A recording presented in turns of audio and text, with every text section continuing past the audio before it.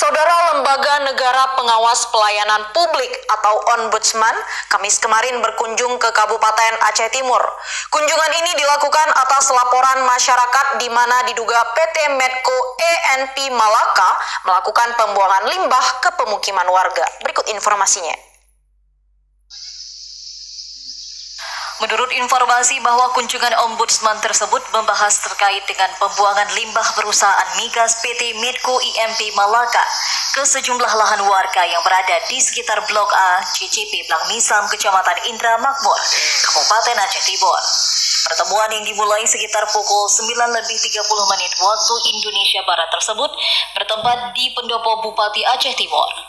Dalam pertemuan tersebut turut hadir Bupati Aceh Timur Haji Hasballah bin HM Taib SH, Sekda Kabupaten Aceh Timur, serta Asisten 1, Asisten 2, dan para kabak pemerintahan. Dalam hal tersebut, Ombudsman menyampaikan keluhan warga terkait dengan limbah PT Medco ENP Malaka kepada Bupati Aceh Timur, serta menggali informasi terkait segala perizinan. Pada pertemuan tersebut turut dihadiri Badan Pengelola Migas Aceh atau BPMA yang hadir dalam pertemuan tersebut. Dalam pembahasan ini, Bupati Aceh Timur juga mengeluhkan tentang ketenaga kerjaan yang direkrut oleh perusahaan PT Medco ENP Malaka, serta izin IMB yang sampai saat ini belum dimiliki oleh perusahaan migas tersebut.